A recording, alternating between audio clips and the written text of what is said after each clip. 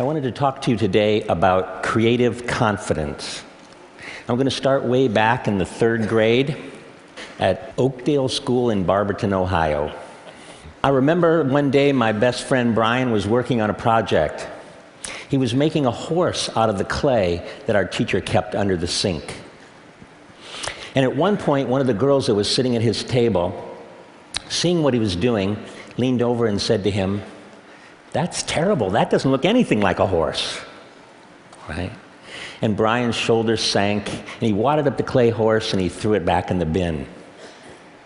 I kind of never saw Brian do a project like that ever again.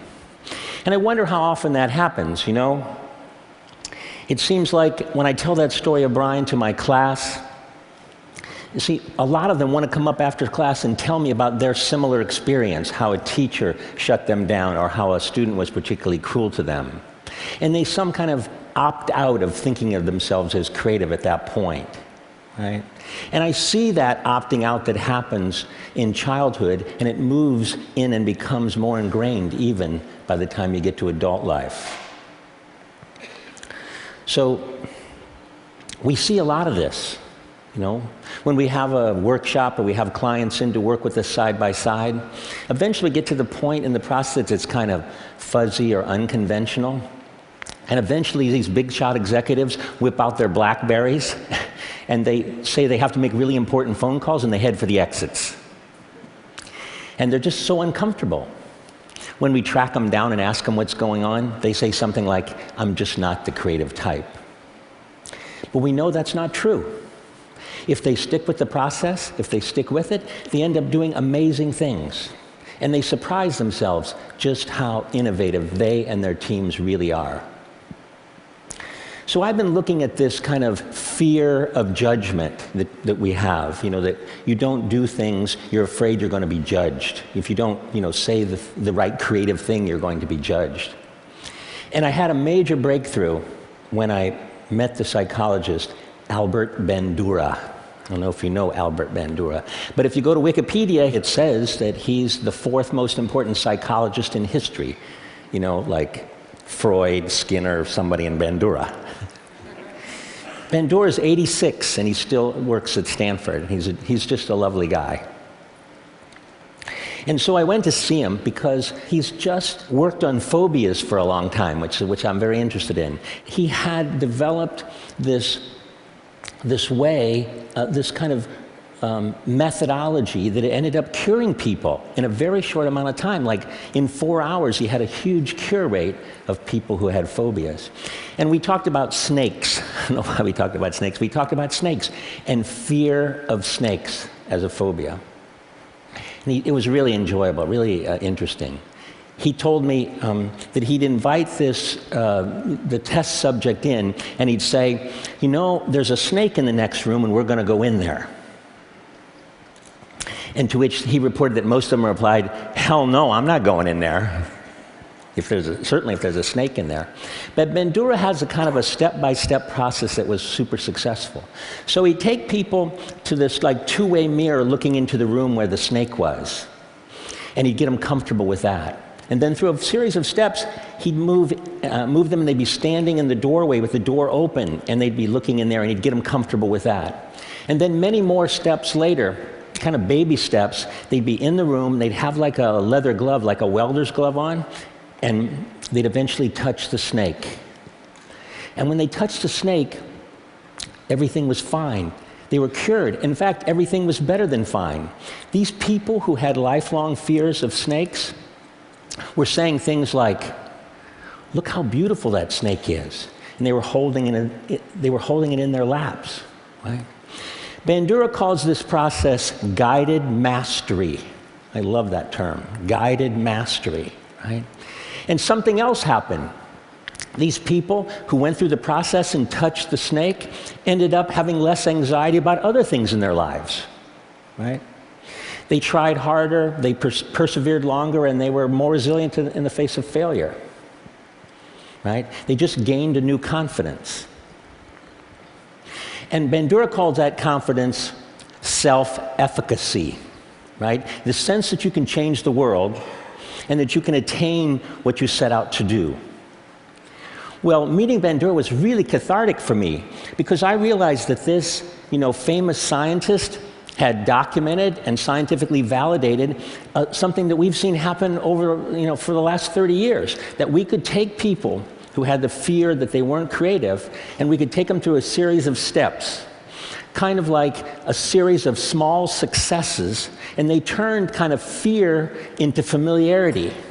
And they surprised themselves. The transformation is amazing.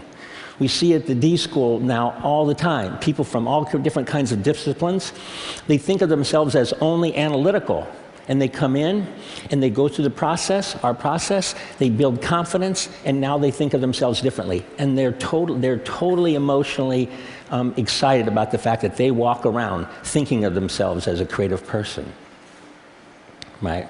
So I thought one of the things I'd do today is take you through, and show you what this journey looks like. To me, that journey looks like Doug Dietz.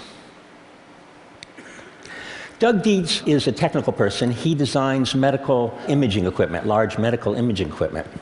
He's worked for GE, and he's had a fantastic career. But at one point, he had a moment of crisis. He was in the hospital looking at one of his MRI machines in use when he saw a young family and his little girl. And that little girl was crying and was terrified.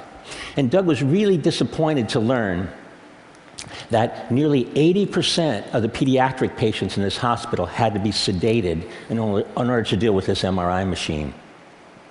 Right? And this was really disappointing to Doug because before this time, he was proud of what he did. He was saving lives with this machine. But it really hurt him to see the fear that this machine caused in kids. About that time, he was at the D School at Stanford taking classes. He was learning about our process, about design thinking, about empathy, about iterative prototyping. And he would take this new knowledge and do something quite extraordinary. He would redesign the entire experience of being scanned. And this is what he came up with. He turned it into an adventure for the kids. He painted the walls and he painted the machine, and he got the operators retrained by people who know kids, like, children's museum people. And now, so when the kid comes, it's an experience. And they talk to him about the noise and the movement of the ship. And when they come, they say, okay, you're going to go into the pirate ship, but be very still because we don't want the pirates to find you. Right? And the results were super dramatic. Right? So from something like 80% of the kids needing to be sedated to something like 10% of the kids needing to be sedated. And the hospital and GE were happy too because you didn't have to call the anesthesiologist all the time, they could put more kids through the machine in a day. So the quantitative results were great. But Doug's results that he cared about were much more qualitative. He was with one of the mothers waiting for her child to come out of the scan, and when the little girl came out of her scan, she ran up to her mother and said, "Mommy, can we come back tomorrow?" Right? And so I've heard Doug tell the story many times of his personal transformation and the breakthrough design that happened from it. But I've never really seen him tell the story of the little girl without a tear in his eye. Doug's story takes place in a hospital. I know a thing or two about hospitals. A few years ago, I felt a lump on the side of my neck. And it was my turn in the MRI machine. It was cancer. It was the bad kind. I was told I had like a 40% chance of survival. So while you're sitting around with the other patients in your pajamas and everybody's pale and thin, and you're waiting for your turn to get the gamma rays, you think of a lot of things. Most of you think about, am I going to survive? And I thought a lot about, what was my daughter's life going to be like without me? But think about other things. I thought a lot about, what was I put on earth to do? What was my calling? What should I do? Right? And I was lucky because I had lots of options. We'd been working in health and wellness and K through 12 and the developing world, and so there were lots of projects that I could work on. But I decided, and I committed to at this point, that the thing I most wanted to do was to help as many people as possible regain the creative confidence they lost along their way. And if I was going to survive, that's what I wanted to do. I survived, just so you know.